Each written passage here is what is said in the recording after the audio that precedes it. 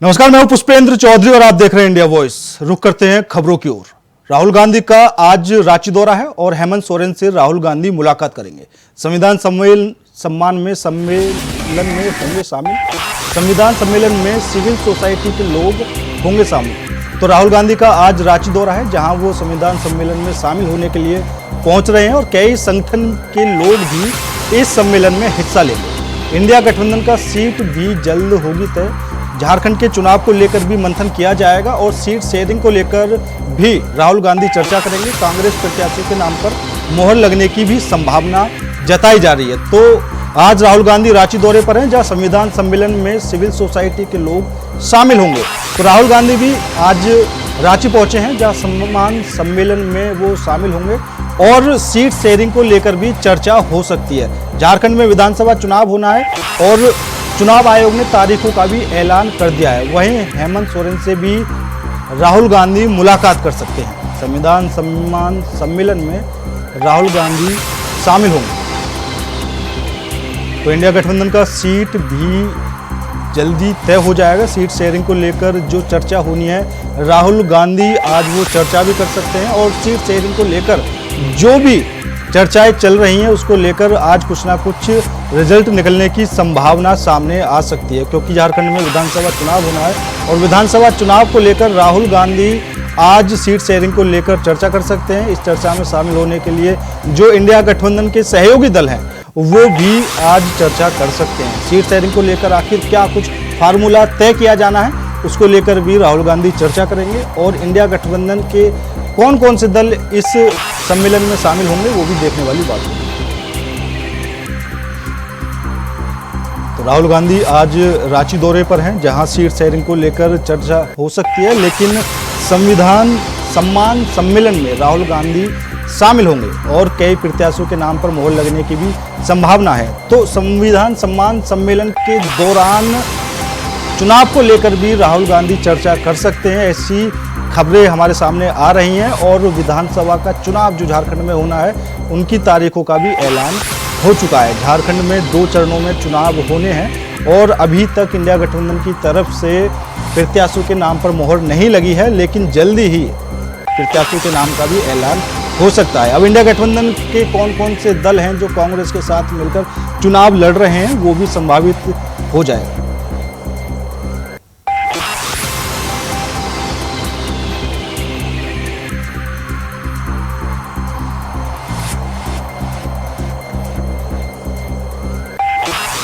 तो इसी खबर पर ज्यादा जानकारी के लिए हमारे संवाददाता अजय पांडे हमारे साथ जुड़ चुके हैं। अजय, राहुल गांधी रांची दौरे पर हैं और संविधान सम्मेलन में वो शामिल होंगे, लेकिन चर्चाएं ऐसी भी निकल कर आ रही हैं कि वो चुनाव को लेकर भी चर्चा कर सकते हैं। अजय, बिल्कुल, देखिए पुष्पेंद्र जी, ये जो है राहुल गांधी आज जो है झारखंड पहुंचेंगे और कुछ ही देर में वो बिरसा मुंडा एयरपोर्ट से पहुंच कर वो सीधे जो है एक लेडिशन ब्लू जहाँ वो मीटिंग की बैठक हुई है, यानी AICC की बैठक होगी।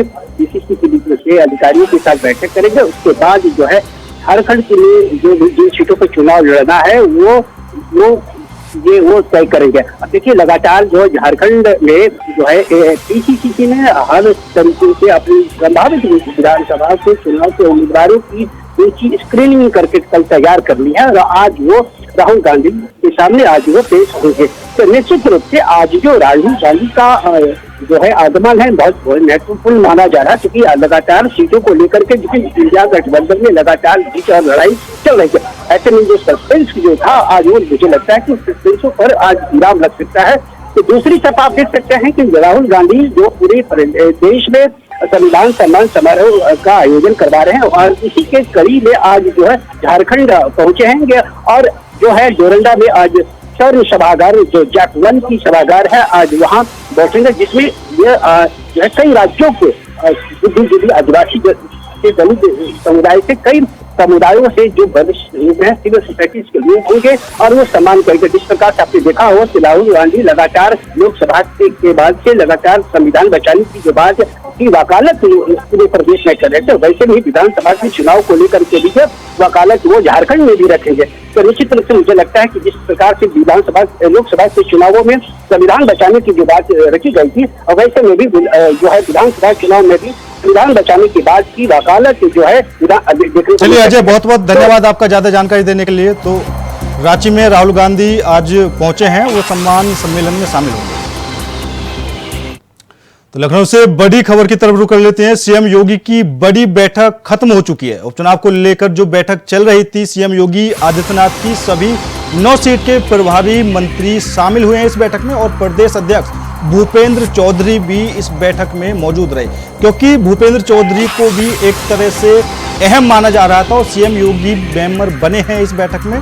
तो बीजेपी की जो बैठक चल रही थी विधानसभा की उपचुनाव को लेकर, तो सीएम योगी की बैठक खत्म हो चुकी है और बीजेपी के जो सक्रिय सदस्य थे वो भी इस बैठक में शामिल हुए हैं। तो कहीं ना कहीं जो उपचुनाव को लेकर मंथन चल रहा था, आखिरकार बीजेपी की वो बैठक खत्म हो चुकी है और बैठक में आखिर किन बातों को लेकर चर्चा हुई है वो सबसे अहम माना जाएगा, क्योंकि जो विपक्षी दल हैं उन्होंने कहीं ना कहीं सीटों का जो उम्मीदवार हैं, उम्मीदवारों के नाम का ऐलान कर दिया है। बीजेपी की तरफ से नामों का ऐलान होना बाकी था और इस बैठक में क्या कुछ हुआ है वो भी हम आप तक जानकारी जरूर पहुंचाएंगे। लेकिन सबसे बड़ी बात यही है, जहां पर समाजवादी पार्टी और कांग्रेस एक साथ मिलकर चुनाव लड़ रही हैं और बीजेपी के साथ भी कई दल हैं, लेकिन अभी तक जो कयास लगाए जा रहे थे कि आरएलडी को एक सीट मिल सकती है, और आखिर आज जो बैठक हुई है, बैठक में भी उम्मीदवारों के नाम पर कहीं ना कहीं चर्चा हुई होगी और जो प्रदेश अध्यक्ष हैं भूपेंद्र चौधरी वो भी इस बैठक में मौजूद रहे हैं, क्योंकि भूपेंद्र चौधरी का बैठक में मौजूद होना यह भी दर्शाता है क्योंकि जो वेस्ट यूपी में सीटें हैं वहां पर भूपेंद्र चौधरी की पकड़ काफी ज्यादा मजबूत मानी जाती है और सीएम योगी की अध्यक्षता में ये बैठक हुई है। इस बैठक में जो सक्रिय सदस्य हैं वो भी शामिल हुए हैं। जो 9 सीटों पर प्रभारी मंत्री बनाए गए थे वो सभी इस बैठक में शामिल हुए हैं और उम्मीदवारों के नाम पर भी चर्चा जरूर हुई है। तो सीएम योगी की बैठक खत्म हो चुकी है और बैठक में आखिर क्या कुछ रिजल्ट निकलकर सामने आया है, उम्मीदवारों के नाम पर क्या कुछ चर्चा हुई है, वो जानकारी आप तक पहुंचाएंगे। लेकिन सबसे बड़ी बात यही है कि उपचुनाव होना है और मिल्कीपुर की एक सीट पर जो चुनाव आयोग ने अभी तारीख की घोषणा नहीं की है, उसको लेकर भी उत्तर प्रदेश के अंदर सियासत काफी ज्यादा गरमाई हुई है, क्योंकि एक तरफ समाजवादी पार्टी बीजेपी पर आरोप लगाती है तो दूसरी तरफ भारतीय जनता पार्टी सपा पर। और इस खबर में ज्यादा जानकारी के लिए हमारे संवाददाता रमन मिश्रा हमारे साथ जुड़ चुके हैं। रमन, सीएम योगी की बैठक समाप्त हो चुकी है और बैठक में आखिर किन बातों को लेकर चर्चा हुई है? बिल्कुल, चुनाव की जिन सीटों पर चुनाव होना है उसकी पूरी कमान मुख्यमंत्री योगी आदित्यनाथ ने अपने हाथ में ले रखी है और अब नामांकन शुरू होने के बाद मुख्यमंत्री योगी आदित्यनाथ और ज्यादा सक्रिय हो गए हैं। आज अपने आवास पर उन्होंने सभी जिलों के प्रभारी मंत्रियों और खासकर जिन सीटों पर चुनाव होने हैं उसके जो प्रभारी बनाए गए थे उन मंत्रियों के साथ बैठक करी और चुनाव में कैसी रणनीति रहेगी, किस रणनीति के तहत, किस समीकरण के तहत उस चुनाव की लगभग ज्यादा से ज्यादा सीटें भाजपा जीत पाए, इस पर चर्चा हुई। और साथ ही इस बैठक में संभावित जो प्रत्याशियों का ऐलान होना है उन नामों पर भी चर्चा की गई। जो वहां के प्रभारी मंत्री जो बनाए गए हैं प्रभारी चुनाव के, उन्होंने अपनी रिपोर्ट रखी कि किस नाम पर अगर भाजपा दांव लगाए तो भाजपा को जीत मिलेगी। और साथ में ही बैठक में चुनाव की उस रणनीति पर ये तय किया गया किस तरीके से चुनाव लड़कर 2024 चुनाव का जो एक झटका था भारतीय जनता पार्टी का वो खत्म कर एक बार फिर भाजपा का माहौल सियासत में बना देना है। बिल्कुल रमन, और सबसे बड़ी बात यही है कि जो विपक्षी दल हैं उन्होंने कुछ सीटों पर प्रत्याशी घोषित कर दिए हैं। क्या भारतीय जनता पार्टी की तरफ से कुछ ऐसे संभावित चेहरे सामने आए हैं जिनके नाम पर मोहर लग सकती है? अभी तक जितनी भी सीटें हैं सब पर कई आवेदक हैं, लेकिन अभी एक भी सीट पर प्रत्याशी का नाम का ऐलान नहीं हुआ है। कई ऐसी सीटें हैं जहां पर जो जैसे मिल्कीपुर में चुनाव होना था, हालांकि होल्ड है, वहां गोरखनाथ प्रबल दावेदार माने जा रहे थे। कटहरी सीट की बात करें तो वहां से जो अवधेश द्विवेदी प्रत्याशी थे। करहल में कोई नया प्रत्याशी इस पर दांव लगा सकती है पार्टी। ऐसे में अभी किसी भी नाम का ऐलान नहीं है और ना ही कोई नाम बहुत आगे चल रहा है। अभी तक जो भी है वो सस्पेंस बना हुआ है। जो भी होगा एकदम से सूची सामने आएगी और उसी दिन तय होगा कि किस प्रत्याशी के नाम पर मोहर लगाई गई है। चलिए रमन, ज्यादा जानकारी देने के लिए आपका बहुत बहुत धन्यवाद। तो बहराइच हिंसा पर सियासत जारी है और माता प्रसाद पांडे को नहीं मिली है परमिशन। तो बहराइच जाना चाहते थे माता प्रसाद पांडे। तो यहाँ पर एक बड़ी खबर आपको बता रहे हैं, माता प्रसाद पांडे को परमिशन नहीं मिली है। बहराइच जाना चाहते थे। बहराइच घटना के बाद जिस तरह से उत्तर प्रदेश के अंदर सियासत गर्म है, उसको लेकर माता प्रसाद पांडे बहराइच जाना चाहते थे, लेकिन उनको परमिशन नहीं मिली है। प्रशासन के फैसले से भी काफी ज्यादा नाराज नजर आ रहे हैं माता प्रसाद पांडे। माता प्रसाद पांडे नेता प्रतिपक्ष के भी नेता हैं और उनको फिलहाल परमिशन नहीं मिली है। बहराइच हिंसा पर सियासत लगातार जारी है और माता प्रसाद पांडे बहराइच की घटना के बाद वहां पर जाना चाहते थे, लेकिन वहां पर परमिशन नहीं मिली है। आखिर परमिशन क्यों नहीं मिली है प्रशासन की तरफ से, ये भी एक बड़ा सवाल है। क्या समाजवादी पार्टी की तरफ से किसी तरह की बयानबाजी को लेकर कई तरह की चर्चाएं चल रही हैं, क्योंकि बहराइच हिंसा मामले को लेकर सियासत भी गर्म है और दोनों ही तरफ से बयानबाजी का दौर भी लगातार चलता हुआ नजर आ रहा है। तो माता प्रसाद पांडे जो समाजवादी पार्टी के वरिष्ठ नेता है, उनको बहराइच जाने में परमिशन नहीं मिली है। प्रशासन ने उनको परमिशन नहीं दी है। आखिर क्या कुछ कारण रहे वो भी अभी तक सामने नहीं आ पाए हैं, लेकिन बहराइच हिंसा मामले को लेकर जिस तरीके से उत्तर प्रदेश में राजनीति गर्म है और सभी विपक्षी दल भारतीय जनता पार्टी को घेरने की कोशिश कर रहे हैं। कई नेताओं ने, कई लोगों ने यहां तक कह दिया कि फर्जी तरीके से भारतीय जनता पार्टी एनकाउंटर कराती है और बड़े बड़े नेताओं के बयान निकलकर सामने आ रहे हैं। खुद अखिलेश यादव ने भी बयान दिया था कि भारतीय जनता पार्टी फर्जी तरीके से एनकाउंटर कराती है। तो वहीं दूसरी तरफ कांग्रेस के प्रदेश अध्यक्ष अजय राय ने भी यही बयान दिया था। तो अब भारतीय जनता पार्टी बहराइच हिंसा मामले को लेकर जो विपक्षी दल हैं वो घेरने की पुरजोर कोशिश करते हुए नजर आ रहे हैं।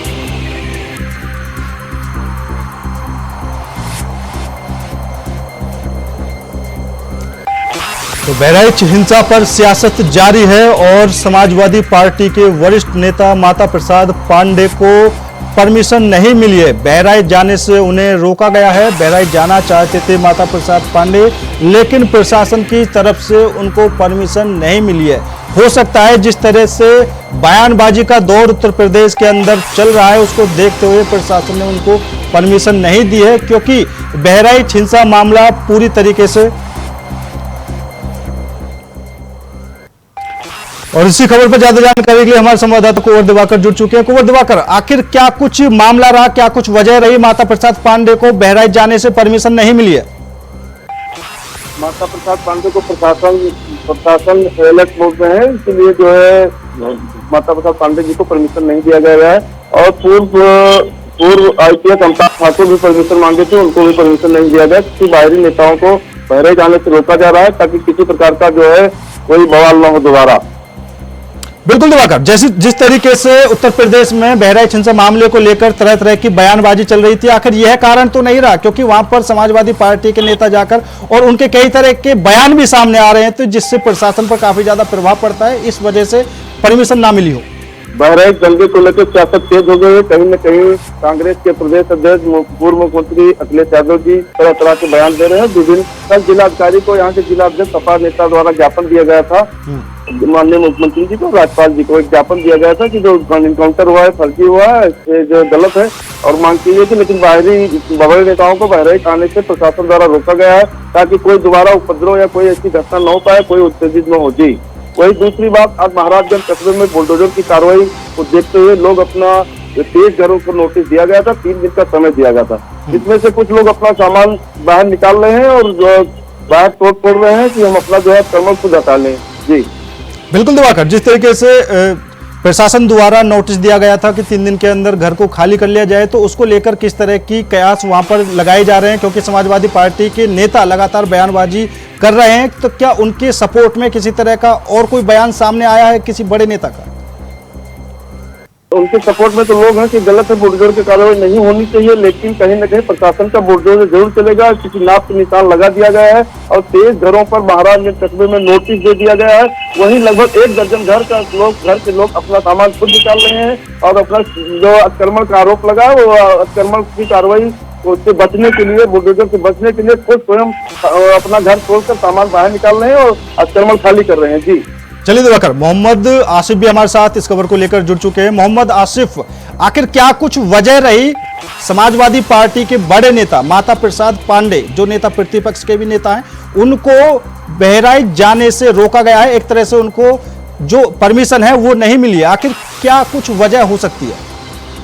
देखिए पुरसेन, जिस तरह से बहराइच सांप्रदायिक हिंसा को लेकर लगातार जो है सपा प्रमुख अखिलेश यादव निशाना साधते चले आ रहे हैं योगी सरकार पर, साफ तौर पर लगातार समाजवादी पार्टी कह रही है कि यहाँ पर अन्याय हो रहा है। आज नेता विरोधी दल माता प्रसाद पांडे बहराइच जाने वाले थे, जहां पर वह सपा प्रमुख अखिलेश यादव के निर्देश पर एक रिपोर्ट तैयार करते और साथ ही साथ दंगा पीड़ितों से मुलाकात करते। लेकिन इसकी जानकारी जब सरकार को हुई तो माता प्रसाद पांडे को उनके आवास पर ही नजरबंद कर दिया गया, उनको बहराइच नहीं जाने दिया। इसके पीछे वजह बताई जा रही है कि जिस तरह से जो पुलिसिया कार्रवाई पर समाजवादी पार्टी लगातार सवाल खड़े कर रही है और साथ ही साथ सरकार को घेरने की कोशिश कर रही है। ऐसे में अगर जब नेता विरोधी दल सपा माता प्रसाद पांडे और समाजवादी पार्टी के नेता पहुंचे तो कहीं न कहीं माहौल भी बिगड़ने की आशंका थी और माहौल न बिगड़ने पाए, इसका हवाला देते हुए जो है जिला प्रशासन और पुलिस प्रशासन पूरी तरह से एक्टिव था। हालांकि माता प्रसाद पांडे बहराइच नहीं पहुंच पाए। जी चलिए आसिफ और कुंवर दिवाकर, आप दोनों का ही बहुत बहुत धन्यवाद ज्यादा जानकारी देने के लिए।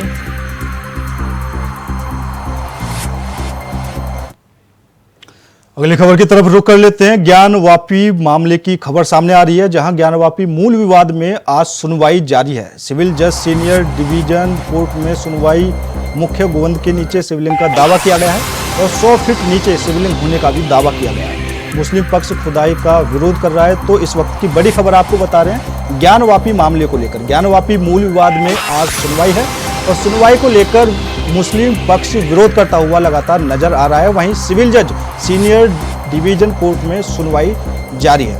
मुख्य गोवंद के नीचे शिवलिंग होने का जो हिंदू पक्ष दावा कर रहा है उसको लेकर खुदाई जारी है, लेकिन मुस्लिम पक्ष लगातार इस खुदाई का विरोध कर रहा है। 100 फीट नीचे शिवलिंग होने का दावा किया गया है और दावा होने के बाद जो वहां पर खुदाई जारी है, तो मुस्लिम पक्ष लगातार खुदाई का विरोध कर रहा है। और इसको लेकर अब जो पहले से ही सियासत गरमाई हुई थी, कई तरह के बयान सामने आ रहे थे, अब ज्ञानवापी मामले को लेकर भी तूल पकड़ता हुआ यहाँ पर विवाद नजर आ रहा है। तो ज्ञानवापी मूल विवाद में अब जो सुनवाई जारी है, वहीं सिविल जज सीनियर डिवीजन कोर्ट में सुनवाई जारी है।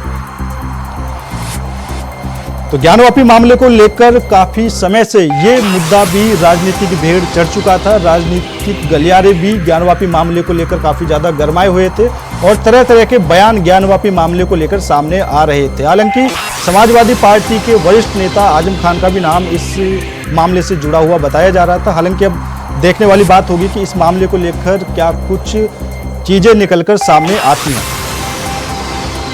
तो मुख्य गोवंद के नीचे शिवलिंग होने का दावा हिंदू पक्ष के द्वारा किया गया है। 100 फीट नीचे शिवलिंग होने का दावा यहां पर किया गया है और मुस्लिम पक्ष लगातार खुदाई का विरोध कर रहा है। अब जिला प्रशासन या प्रशासन की तरफ से किस तरह की कार्रवाई होगी, क्योंकि उत्तर प्रदेश के अंदर जिस तरह का माहौल बना हुआ है, योगी सरकार उस माहौल को देखते हुए लगातार कोशिशें करती है कि कहीं भी किसी तरह की कोई घटना, कोई सांप्रदायिक घटना ना हो। अब उसको लेकर जिला प्रशासन कितना मुस्तैद है। तो इसी खबर पर ज्यादा जानकारी के लिए धर्मेंद्र हमारे साथ, हमारे संवाददाता जुड़ चुके हैं। धर्मेंद्र, आखिर इस पूरे मामले को लेकर क्या कुछ अपडेट सामने है? जी कुछ बता दें आपको कि वाराणसी में 1991 में जो है 25 साल पुराना ज्ञानवापी का यह मामला है, जिसको लेकर Varanasi fast track division court में सुनवाई होनी है। इस मामले को लेकर अभी तक जो हम आपको बता दें कि फास्ट ट्रैक कोर्ट में जो है वो सुनवाई होनी है। उसमें जो है लगातार जो है हिंदू पक्षकारों के जो वकील हैं उनके दलीलों को सुना जा चुका है। अभी तक जो है आज मुस्लिम पक्षकारों के द्वारा जो है दलीलें दी जाएंगी, उसको जो है कोर्ट जो है सुनवाई करेगा। और इस लगातार जो है सुनवाई को लेकर के हिंदू पक्षकारों के द्वारा यह कहा जा रहा है कि इसको ASI की जो सर्वे कराया गया है, उस सर्वे कराए जाने को लेकर के जो खुदाई किए गए थे तो खुदाई अधूरा थे, वही पुनः खुदाई कराए जाए और उसके बाद जो है रिपोर्ट ASI जो है तलब करे कोर्ट में, इसको लेकर के मांग की जा रही है। उनका कहना यह है गुम्बद के नीचे जो है शिवलिंग की होने की जो है बात कही जा रही है, इसको लेकर के जो है खुदाई कराए जाने की मांग की जा रही है। चलिए धर्मेंद्र, ज्यादा जानकारी देने के लिए आपका बहुत बहुत धन्यवाद। फिलहाल मेरे साथ इस बुलेटिन में इतना ही। बाकी देश और दुनिया की तमाम खबरों के लिए देखते रहिए इंडिया वॉइस।